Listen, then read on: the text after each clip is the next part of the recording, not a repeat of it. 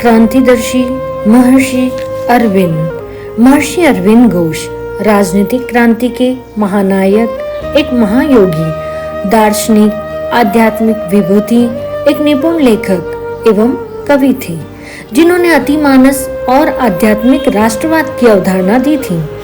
भारतीय स्वतंत्रता के राजनीतिक आंदोलन में उनकी भूमिका एक उल्का की भांति रही, जो कुछ काल के लिए गगन मंडल में प्रकट हुई और अपने आलोक से युग को प्रकाशित कर सूक्ष्म पृष्ठभूमि में चली गई। इसी पृष्ठभूमि में उनका इंटीग्रल युग, कालजयी साहित्य सृजन और भारत एवं विश्व के संदर्भ में उनके स्वप्न एवं भविष्य कथन उल्लेखनीय अवदान है, जिन पर संक्षिप्त प्रकाश यहाँ डाला जा रहा है। उनके जन्म दिवस 15 अगस्त के दिन देश को स्वतंत्रता मिलना कोई संयोग मात्र नहीं था। श्री अरविंद घोष का जन्म 15 अगस्त 1872 को कोलकाता के एक शिक्षित परिवार में हुआ था। उनके पिता डॉक्टर कृष्णधुन घोष एक सिविल सर्जन थे, जबकि उनकी मां स्वर्णलता देवी एक महिला अधिकार कार्यकर्ता थी। श्री अरविंद घोष के पिता पश्चिमी संस्कृति से अत्यधिक प्रभावित थे और वे अपने बच्चों को पश्चिमी शिक्षा, दीक्षा एवं संस्कार देना चाहते थे। इस कारण उनकी पढ़ाई लिखाई दार्जिलिंग के एक ईसाई कॉन्वेंट स्कूल में हुई और बाद में उन्हें इंग्लैंड के सेंट पॉल स्कूल में प्रविष्ट किया गया, जहां बालक अरविंद का उत्कृष्ट प्रदर्शन रहा और अपनी शैक्षणिक उपलब्धियों के आधार पर उन्होंने किंग्स कॉलेज कैम्ब्रिज में छात्रवृत्ति के साथ अध्ययन किया। मेधावी श्री अरविंद घोष ने सन 1890 में भारतीय सिविल सेवा की प्रतियोगिता उत्तीर्ण की, लेकिन भारत के स्वतंत्रता संघर्ष के प्रति सचेष्ट श्री अरविंद औपनिवेशिक प्रशासक के रूप में कार्य नहीं करना चाहते थे। इस कारण वे अनिवार्य घुड़सवारी परीक्षा में असफल होने के कारण स्वयं को अयोग्य घोषित करने में सफल रहे और सन 1893 में भारत आए तथा महाराजा सयाजी राव गायकवाड़ तृतीय की बड़ौदा राज्य की रियासत से जुड़े और यहाँ बड़ौदा कॉलेज के उप प्राचार्य सहित विभिन्न प्रशासनिक एवं शैक्षणिक भूमिकाओं में वर्ष 1906 तक 13 वर्ष सक्रिय रहे। यही समय श्री अरविंद का आर्ष वाग्मय के गहन पारायण एवं भारतीय संस्कृति से घनिष्ठ परिचय का भी रहा है। इसी के साथ श्री अरविंद भारतीय स्वतंत्रता संग्राम में भी गहराई से शामिल थे और ब्रिटिश शासन से पूर्ण स्वतंत्रता की वकालत कर रहे थे।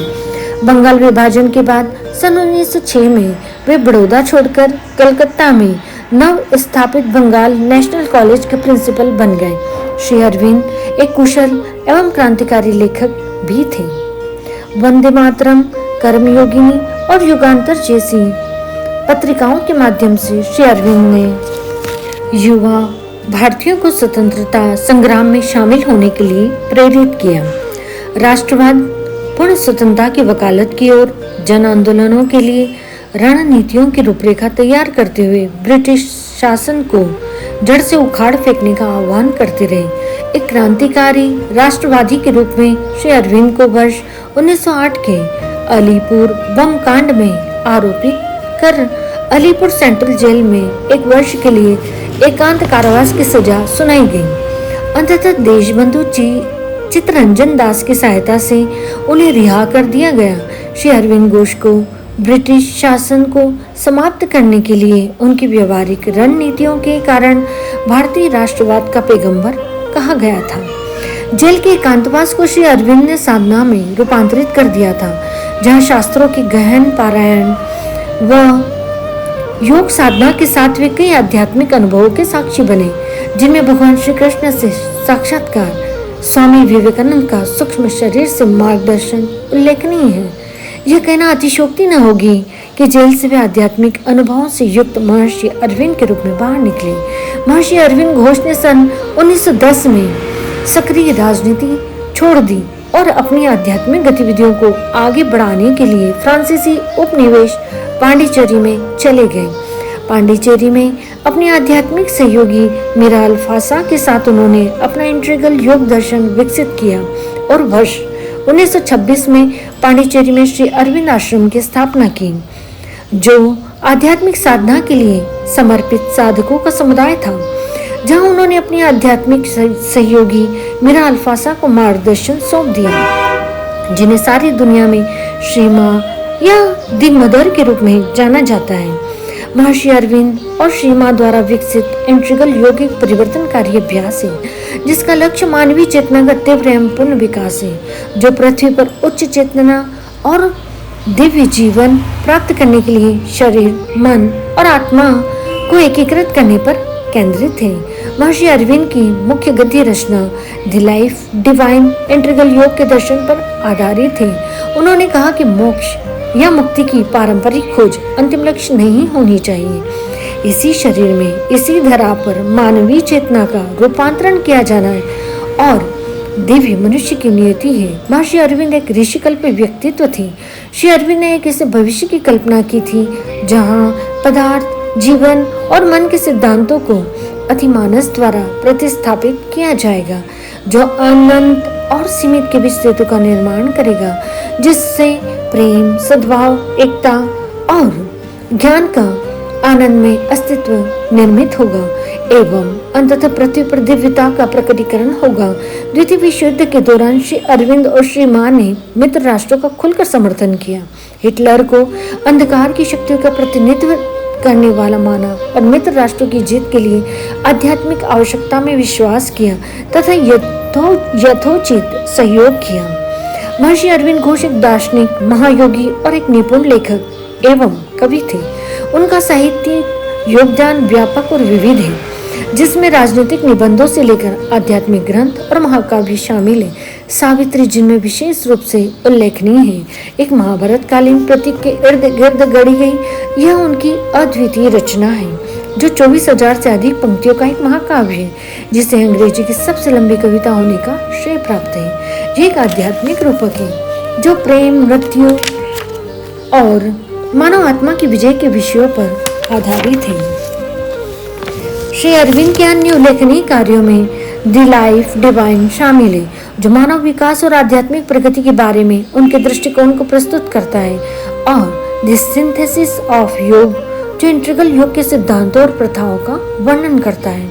इनके अतिरिक्त गीता पर निबंध, संकलित कविताएं और नाटक, मानव चक्र, मानव एकता का आदर्श और वेद आदि पर भी उनके उल्लेखनीय कार्य हैं। मालूम हो कि महर्षि अरविंद को 2 बार नोबेल पुरस्कार के लिए नामित किया गया था। 1943 में साहित्यिक योगदान व वर्ष 1950 में विश्व शांति के लिए। अंततः 15 अगस्त 1947 को भारत को स्वतंत्रता मिली। यह दिन श्री अरविंद के 75वें जन्मदिन का प्रतीक था और ऑल इंडिया रेडियो के त्रिचिनापल्ली स्टेशन द्वारा उनसे एक संदेश मांगा गया और 14 अगस्त को पढ़ा गया। उन्होंने बहुत पहले ही भविष्यवाणी कर दी थी कि स्वतंत्रता अपरिहार्य है, लेकिन स्वतंत्रता के साथ ही 2 देशों भारत और पाकिस्तान में अप्रत्याशित विभाजन हुआ, जिसके साथ हत्या और उत्पाद भी हुआ। हालांकि श्री अरविंद विभाजन के खिलाफ थे, लेकिन वे घटनाओं के प्रवाह को रोकने में असमर्थ थे। उन्होंने इसे महत्वपूर्ण पाया कि स्वतंत्रता की घोषणा उनके जन्मदिन पर की गई। अपने स्वतंत्रता के संदेश में महर्षि अरविंद ने विश्व और भारत के लिए अपने 5 सपनों की रूपरेखा सामने रखी। एक अखंड भारत। महर्षि अरविंद ने भारत को ब्रिटिश शासन से मुक्त और एक मजबूत एकीकृत राष्ट्र के रूप में कल्पना की। एशिया का पुनरुत्थान। उन्होंने एशिया को एक महत्वपूर्ण शक्ति के रूप में पुनर्जीवित करने और विश्व मंच पर एक महत्वपूर्ण भूमिका निभाने का सपना देखा। शांति के लिए विश्व संघ। महर्षि अरविंद ने सभी राष्ट्रों को एक साथ लाने और शांति बनाए रखने के लिए एक विश्व संघ की कल्पना की। विश्व को भारत का आध्यात्मिक उपहार। उन्होंने भारत को विश्व को आध्यात्मिक ज्ञान और दर्शन प्रदान करने वाले एक महत्वपूर्ण स्रोत के रूप में देखा। मानव का उच्चतर चेतना की ओर उत्थान। महर्षि अरविंद ने मानव चेतना को उच्च स्तर पर ले जाने और एक अधिक जागरूक, उन्नत विश्व बनाने का सपना देखा। महर्षि अरविंद भारत और पाकिस्तान के विभाजन से प्रसन्न नहीं थे और उन्हें आशा थी कि वे फिर से एक हो जाएंगे। स्वतंत्रता के पश्चात श्री मां ने पश्चिमी और पूर्वी पाकिस्तान, बर्मा और श्रीलंका सहित उस भारत का नक्शा बनाया जिसे वे सच्चा भारत मानती थी। इस तरह महर्षि अरविंद के सपनों का भारत एक ऐसा आदर्श था जो सामाजिक, राजनीतिक और आध्यात्मिक रूप से उन्नत हो। उन्होंने भारत की एक ऐसे देश के रूप में कल्पना की जो न केवल स्वतंत्र और एकजुट है बल्कि विश्व को आध्यात्मिक मार्गदर्शन भी प्रदान करता हो। महर्षि अरविंद द्वारा घोषित ये स्वप्न अभी आंशिक रूप से साकार हुए हैं और भारत तीव्र गति से इनकी पूर्णता की ओर अग्रसर दिखाई पड़ता है।